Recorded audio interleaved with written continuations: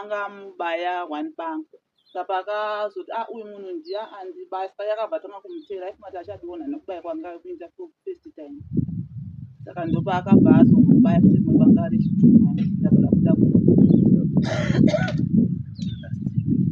neColumbia knife.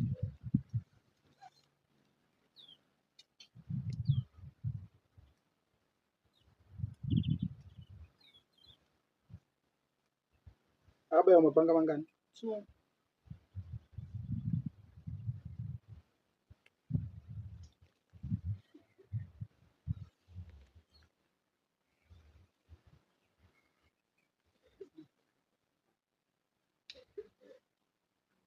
Abva afira ipapo nekuti anofira kuchipatara. Akafira murodhi. Vanhu vakapondera, vanhu vacho vauya akana kuya vamusani vacho vakapuwa matsamba acho vakati zvinanzi ndotaura nachifu wacho ndopama ndakavaudza pamakandisendzera meseji pepe ndakaenda ndatuma mukomana wacho akamira sasabhuku apa akati zvinanzi ndichataura namambo wacho tinoenda aitaura kuti ndichataura nachifu ndiani hanzi ndamuzambi hanzi vatanzidozvavakati ndichataura nachifu sabhuku muzambi ko sabhuku muzambi vaida kutaura nachifu pakuti chiipa masamanisi evanhu vakapara musha handizvimbe just because iye akaita nawo akati vaperekedzwa nasabhuku vanosainisa mapepa ayo. Alright. Zvakaitika panyaya yevanhu ndakaendesa masamoni ndobva vatoaona vanhu vai vakaaona masamanisi mai vai ndobva vandifonera vane mwana akaponda mwana wamai vachitiwo ndandichikumbira kuti mundiwedzere mazuva ndidaidze dzimwe hama nekuti ini ndiri ndega pano pamusha ndoda dzimwe hama kuti dzinge dziripo nekuti nyaya iyi nyaya yefemiri handigoni ndiri ndega ndobva ndavati muruda kupiwa mazuva kusvika rini vakati ndinokufonerai kuti ndikuudzei kuti topiwa mazuva kusvika rini saka nanhasi havasati vafona saka ndinofunga kuti nhasi imimi piwai tsamba yekuvataurira kuti hapachisina nguva imwe yamuchawedzera next Friday ngavatoyawo kudari kunyewedza hama dzavo dzauya kana hadzina kuuya manje vari kunditambisira mari yangu just because pese pese ndotengesa chifunhu mamba kuna kake chifoni chingouya makauya kafo here ndakauya free last week ndakauya free umwe asoti mambo nhasi hapo ndinozouya tozokudza isu hatina kuita matare last week saka vasipokuuya vakaponda mwana wavo vakaponda mwana wavo then munhu wamakatipa nhamba wakarusa pasi kubatika pafoni asi takazopiwa nhamba namba yavo yekumba kwavo hapana foni inoshanda iyo ndeyari kutongoshandisa pafoni. Alright, because ivo vanga vaine nyaya mbiri yekuti vakaponderwa mwana handiti mwana iyeye vanga vakaita zvekumitiswa maya mwana iyeye vamumitiswa murume ndobva aramba mwana akati mwana hasi wangu haana kuchengeta mwana kusvikira vachengeta mwana atoo murume mukuru mwana kwaakuzopondwa uye akavamitisa uye akaramba mwana uya kwaakuzongobudikira anzwa kuti mwana wake apondwa kuno kuchegutu bva kwarusa pebva uya akati ropa rangu harivigwe kuno kuchegutu vatakura chitunhamba anoviga kumusha kwake kwarusape waasina kumbochengeta waasina kudii saka hanzvadzi dzava dziri kuti isusu taitoshaya kuti mukuwasha ndiani munguva yese nemakore ese aya saka taakuziva mukuwasha ngauya apatana hanzi ari kwarusape saka zvamakapuwa hausi namba foni yake hamuna foni yake ndinayo ari kutoapia pafoni akabloka yeye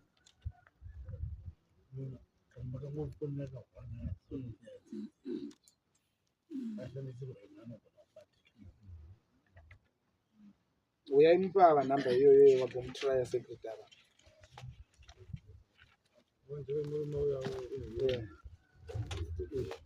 ndo nhamba yandakapiwa musha kwake ndekwamutare zviya kwarusape kwamakoni saka panoda kuti paitwe connection achief makoni nedare kwachief nekoti kwachief makoni adzisiyana kuti chaita zisechitora nhamba dzekwachief makoni dzinodziwana here hanzi havana handiti haya naka manje tipe nhamba tofonera chimafoni naka mashi yapera maiwe hanzi atori kansera munhuye kwamakoni ikoko kwarusape mutaundi handiti atori kansera mutaundi wokutakura mwana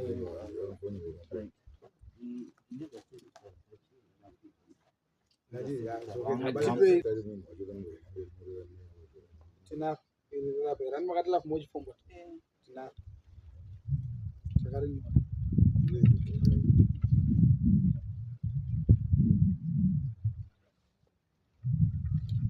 Zake namba 0774 638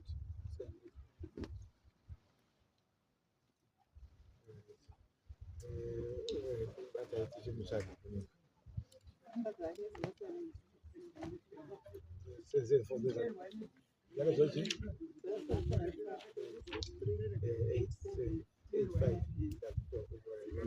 zenye mimi.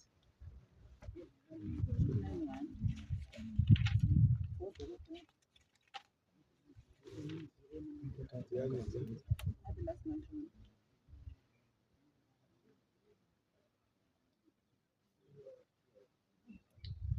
But is there something? Then Ndazandoshandisa kubhati dzandoshandisa paWhatsApp 071. then the but those ndaenda kurifani. Zvinotenderwa kuti munhu apuwa one chance. Kana akumbira kuti aita challenge wira aufirwe mazuva ese. Dare rinokunzwa kuti okay nhasi wafirwa. Okay, ngatimutendere.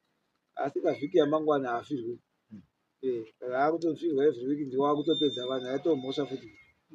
Saka tinotarisira kuti auye next week. Saka next Saturday afamba azomuita. Kana tati next Friday tida kuzorora pano zvichiti zvenyu kuti makosi kuti muzokwidza azoresa. Tuna kushita iwe pano. Handisi kuitira padhuze handii. Dare racho ndiro rimwe chete ringoripo panapa. Saka anyway kana madaro chatinoda kungomudzidzisa chekuti Simon tichadzokera kwaari onorisaina. Handii kana aramba kusaina Simon iyoyo unenge angori nemhosva chete kwamana. Kuti mhosva atoonayo kare. Saka tachimudzidzisa tinotaura zvakanaka. Tinotaura chipuruzirana handii kuti uswedere chete. Paanenge ada kuchenjera ndikuti hanzi musaiteeri muSamuel. Ada kuti pashaya rekodi. Saka imimi Samuel unofanira kutonga Ndopadala kumudzidzisa manje. kana kuona munongofona chitika. Aiwa atidaro hatiudzi maconditions naye. Hatiudzire zvokuita pabasa iri. Iye ndiye akutidzidzisa manje. Kuti hanzi musaiteeri muSamuel munongofona. Saka judgment yatinozoitora papi. Tinozoiburitsa sega hatisina Samuel. Akada kuti apiwe anotwina. Because hanzi handina kumbosevha Samuel. Tinenge tisina return of service. Hatitenze nyaya isina Samuel. Zvikange zvaakutaura zviri zvemari dzoke madzishanogona kuonesana. Masamon akuendesa nasekiriti araengarira Handii.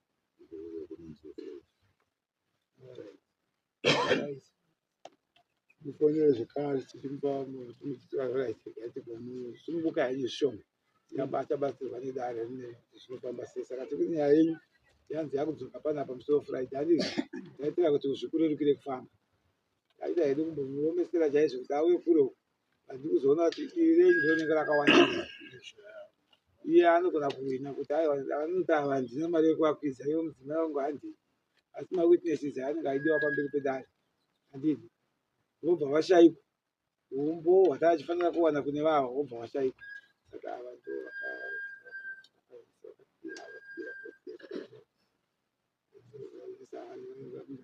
so tiri kuti imimi sununguka yedu musorosa kudzokera moya panapa musoro Friday next week anenge aripo asi mapepa ari kutomboora.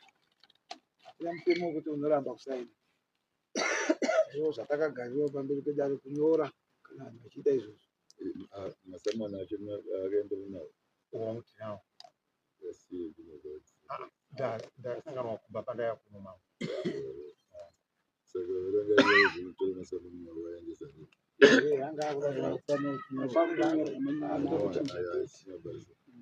vana achengeta akadaro futi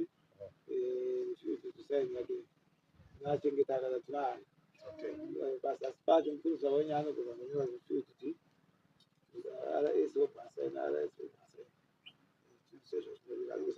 wobhasaina rais wobhazoka tatamba kubatana vanonyora rais wobhasaina nedheti racho raakanomusevha raakaramba kusaina obhairepa obhazoka takumupa mamwe futi reminder akuenda hayi kumwe reminder futi unoramba futi kusaina chaji yake yekuramba kusaina achasangana mambo vachatanga vamurova nekusvora yekutanga nyaya yake yobva yapinda kuchipatara matara ari nyaya yake yekotfi yake Nyaya basi ndio hapo mtongo wake hata mfanya kuti nyaya yake itore mazuri. I think mambo amepesa msiri. Anzikumbuka zviri ma witness musazoshaikwa naika. Apari kuwana anofunga mweya wako zvura. Akakuwa nyama makakwadi. Sikumbuka zviri vabereki kudai musoji soshanda. Uya hapana maflight basi. Aita ibacho. Mwanangu akaenda kurufuku wiklo. Kaenda kurufuku wiklo akabva avhenekwa nemukomana. Mukomana chanonzi last child. Amuvheneka kudaro anzi akati wandivhenekere handivhenekwe ndiri mukorokoro. Ndopa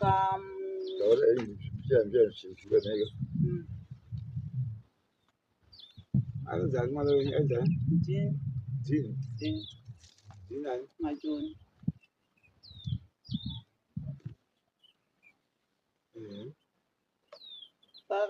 Akavheneka mwanangu netoshi abva muti wandivhenekere zvanzi handivhenekwe netoshi ndiri mukorokoro. Ndopa abva amurambama. Saka pakamurambama paipai. Akabva ada kunodedza sekuru vake vangu vari padhuze nembe yerufu paipai. Paakadzoka Munhu akavheneka anonzani? Dhini ndiye mwana wangu wokushaya. Akavhenekwa ndidhini Yakavhenekwa ndidhini. Akavhenekwa netochi. Nalast wacho. Ndopa amurambama last yawo. Ndopakati arega ndodedza sekuru vangu vakagara kurufu kwavanga vaenda kunhamo kuyako. Saka anga amubaya one bang. Saka pakazoti uyu munhu ndiye andibaya. Saka yakabva tanga kumutera aifumati achadiona nekubaya kwanga kuita first time. Saka ndopa akabva azomubaya futi rimwe banga rechitumani. Ndabva kuda neColumbia knife.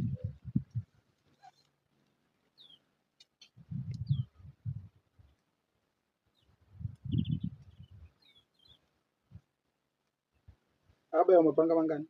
2.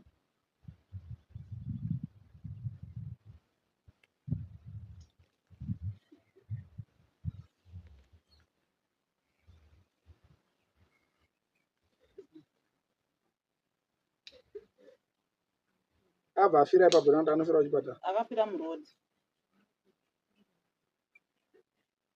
Achienda kuchipatara. Asi mukomana wacho wakatomubata ipapo abva atozoenda akazotongwa pakati paJulayi. Last time. Pichari. Last Pichari.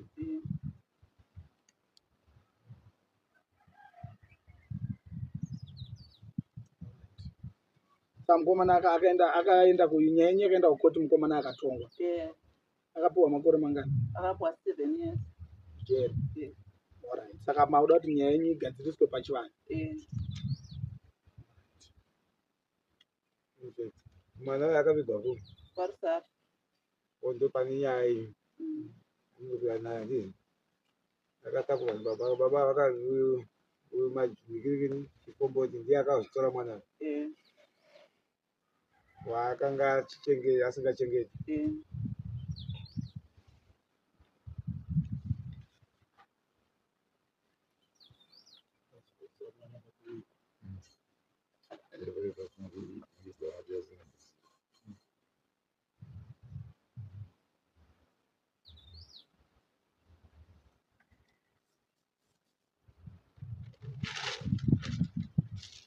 Akakarora zvake chikomboti. Angasema.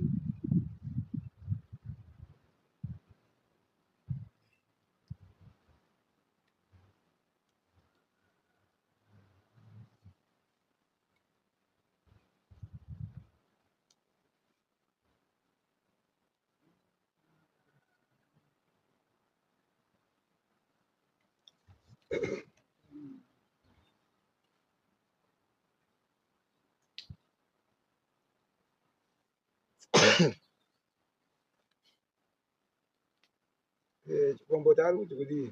Kubva ipapo atora mwana kunomuviki. Hapana zvaari kutaura. But handadzi yake mai ndiye akatondiudza kuti tinogara imimi pamwe ukatobhesi kumba kwebasa iye anogara pa88 10 of mabazha. Pakasiyana nemakore mangani mwana? Mwana wacho ane 22 years. Anzi anogara pahouse number chii? Pa22 years chii chaakaita chikomboti? Hapana chaakatomboita. Kana preparation kana chii? Papa preparation timakaita zvese. Kuendesa kuchikoro zvakawane basa.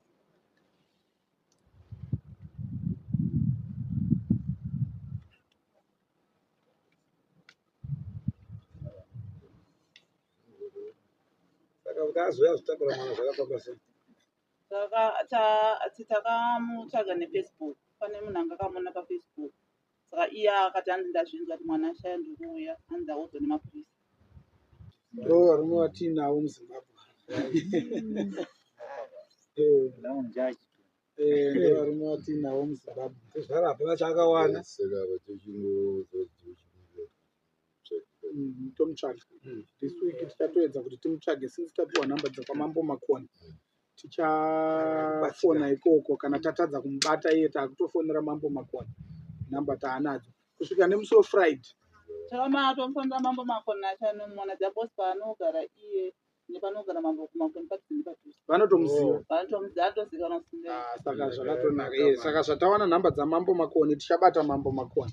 Totaura navo Mambo Makoni tichatovafonera nhasi tichibva pano izvo zvitova tatovafonera chisumuka panapa. Chingopedza dare panapa takutofonera Mambo Makoni totovaudza.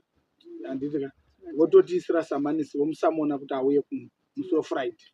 Imimi uyai panapa musi weFriday. Ava ndichauya ini ndega nemasamanisi weekly. Ndouya inini ndega ndakutouya nawo.